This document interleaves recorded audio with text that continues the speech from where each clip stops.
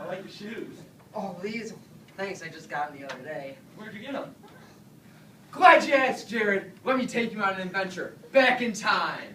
I mean, I just want to know where you got it. 13.7 billion years ago. It was a dark day in our universe. Griffin, technically, before the Big Bang, there was no time, so there wasn't any day. Oh. Well, it was dark. We can agree on that. Yeah. Okay. So it's very, very dark. And all the matter and energy in our entire universe is condensed into one single point. Griffin, Yeah. calm down a little bit. Is this better? Yeah. Okay. Then, in an instant, everything expands. All the energy and matter in our universe spreads out, and our universe is born. However, once it's born, it's still kind of crazy. It's just a hot mess. And it takes a lot of time before the universe cools down, before quarks, the builders of subatomic particles like neutrons and protons, can come together to make the building blocks of atoms. Once these atoms form, like hydrogen, you're maybe wondering, how do we get elements like carbon, oxygen, more complex than hydrogen? And what happens is these first hydrogen atoms come together because of gravity, and we get our first stars. And what happens in the stars is there's an immense amount of pressure at the center, since there are so many hydrogen atoms collapsing on themselves, and the atoms themselves actually merge together to make helium atoms. And you may be saying, well, helium's only 2 protons, how do we get to like 110 protons? Well, have you ever seen how big a star is? I mean, it's a lot of pressure, and eventually you can get atoms with tons and tons of protons, and in fact, every element that we have in our periodic table today. Fast forward 4.6 billion years ago, when our Earth was born. Our Earth at the time of birth was in no shape to sustain life. However, much like our universe, things cooled down, things settled down, and eventually organisms like the rubber tree and the auroch were able to take rise. The auroch, which many of you may not be familiar with, many of you guys may be familiar with what a cow is. I hope we all know what a cow is here.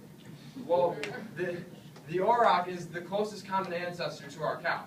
And without the rise of the auroch, the cow maybe wouldn't have existed today. And as we know, leather is an important component in shoemaking.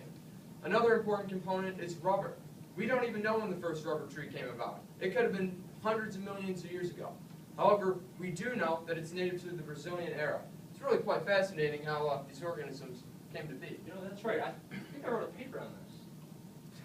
Jared, would you help me describe the big history of shoes with me? I'd love to. Oh, thanks, Jared. How about you pick up 40,000 years ago? All right, that sounds great. Well, Thanks, evidence shows that 40,000 years ago were when the first shoes were worn by humans. Fossilized feet actually show more delicate toe bones and toe bones that are shorter than humans that did not wear shoes. Now, while evidence shows that these first shoes were worn 40,000 years ago, the oldest shoe found was 10,000 years old, and it was found in the Oregon Flat Rock Cave. It was made out of sagebrush, which is a plant found on the Pacific coast. Ooh, Griffin, what's up? What are you doing? I'm just trying to see what it's like, to be a pre-modern human, no shoes, and all that stuff. It's kind of uncomfortable, isn't it? Well, I'm starting to try to think like my ancestors, and I gotta protect my feet. This is real uncomfortable. Gonna try and search around this garden here. Maybe I can find something. Oh, look at that. You know what, Jared? I think I can make some shoes out of this. I think you can. I can manage it. Jared, how about you explain, why would I want to make these shoes? Well, Griffin, just like our common ancestor, was making shoes in order to protect his feet. Now, see, Griffin was walking barefoot on the carpet, which obviously is not as bad as our ancestors who used to walk on this rugged terrain with rocks and other potential hazardous objects that could harm his feet.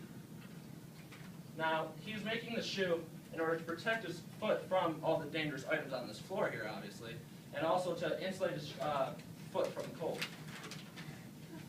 They didn't have shoe tying classes 40,000 Apparently years not. ago. There was his name? I'm almost done, Jared. I think I swear. Oh. How do those look, Jared? Looking pretty good. Hey, Griff, you know what those shoes remind me of? What's that, Jared? The moccasin. Well, what's a moccasin? Why don't you check your right pocket? There's a piece of paper. Another. I didn't have a piece of paper in the pocket. That's crazy. Ooh. Ah.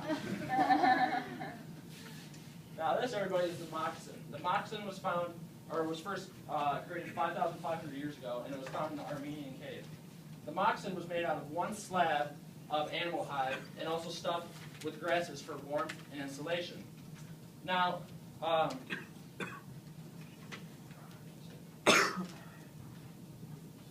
yeah, so the auroch plays a big key in the making of this moccasin, because the auroch's hide was used in the making of the first moccasin. So without the auroch, we may have never even had the moccasin. Tell you what, Jared, I think those moccasins look pretty cool. Yeah, I mean, those look pretty cool on your feet right there. Really, Jared? Yeah. Does that make me a cool kid? Not really. Well, anyway, what I was trying to get at is one thing you guys might not think about is that these early savages may have used shoes for things besides just protecting their feet. And one of the words that comes to mind is style. Now you may think, how the heck is this or this stylish? We look around the room today, we see all sorts of style. Mom, I told you don't wear those shoes in public, Mom. You can't wear those shoes in public. Mom, you're ruining the presentation. It's okay. Style, right? Stop. Anyways, so a modern shoe designer today, Manuel Blahnik, stated about this exact shoe found in the Armenian cave that our early ancestors may have used different types of shoes or some sort of labeling system to classify themselves in different tribes, which is really quite fascinating when you look back in history and think, how did these early ancestors first start to divide themselves into tribes? This may have been one of the methods that they used. Hey, Griff, don't you think it's a coincidence that these leather shoes were found in colder climates, and these warmer shoes, or these sandal-like shoes were found in warmer climates? You know what, Jared? That's a very good point, and I almost forgot to mention that. Now, just as Jared said, colder shoes are found in colder climates. You're not going to be wearing boots if you're going to hike Mount Everest, or you're going to be wearing boots if you're going to hike Mount Everest, I hope. And if you're going to be walking around, you know, on the beach or something, you're going to want sandals. It can still protect your feet, but it's a little lighter. It's an open toe, and you're not going to have a big, warm, sweaty foot at the end of every day. Now, coincidentally, you're not going to be wearing sandals if you were to hike Mount Everest, because that's insane. I mean, don't take that as like a suggestion or like a dare or anything. Like, don't try that at home. Well, what if your home was on Mount Everest? Griffin. Yeah. What's next? Well, nothing, Jerry. Don't you remember? That's right. The shoe remained pretty much unchanged until the 1830s. Well, what happened in the 1830s? Well, in order to prevent this from happening, rubber soles were added to the bottom of shoes and boots in order to ensure grip. Grip.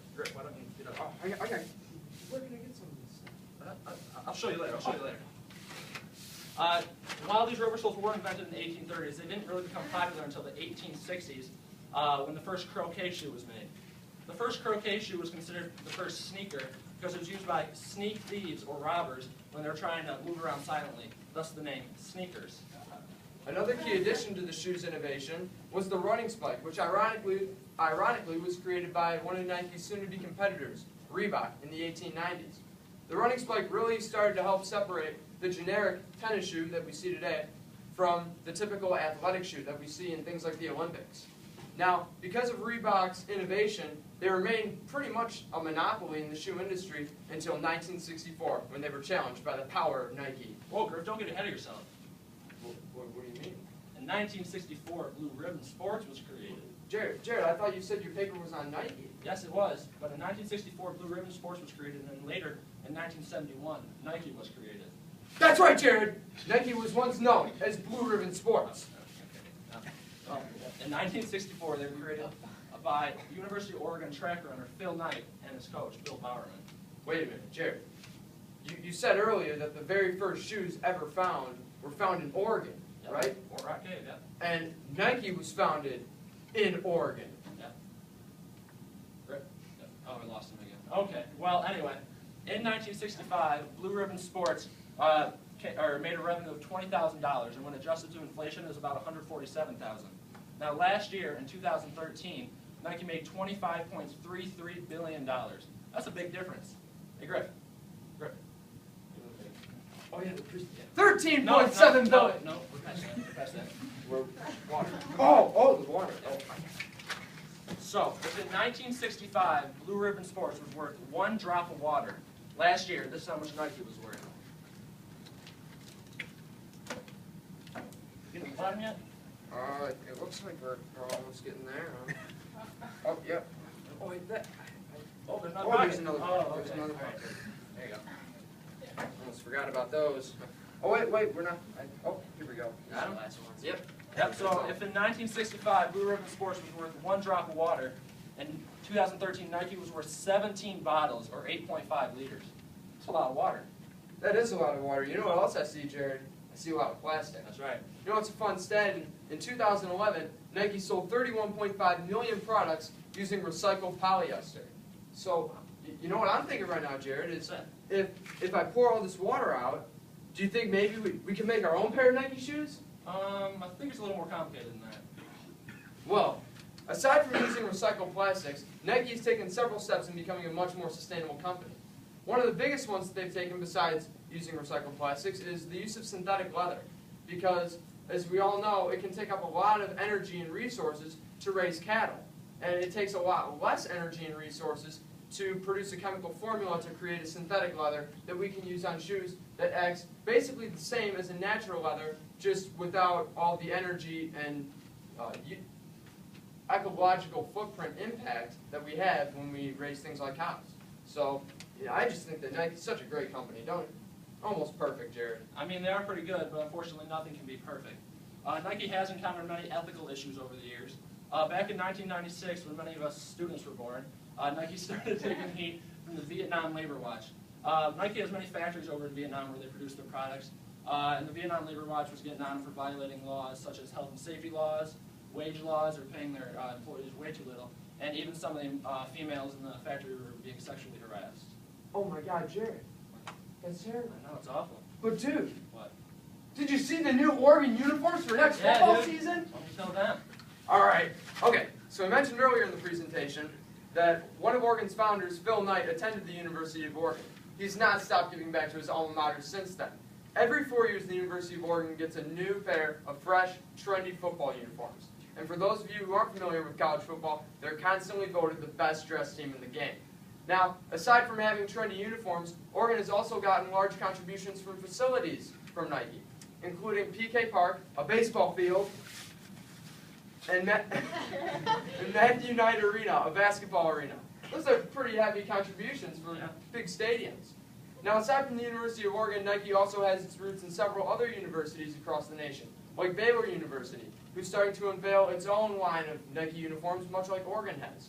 And almost every season, almost half the country has some sort of Nike special uniform every year. And who knows, maybe someday there'll be a different uniform for every game. It's getting crazy. They're just such a trendy and cool company and so hip. Well, from 1 drop of water to 8.5 liters, Nike has come a long way. And from this to this, the shoe itself has also come a long way. Thanks for watching.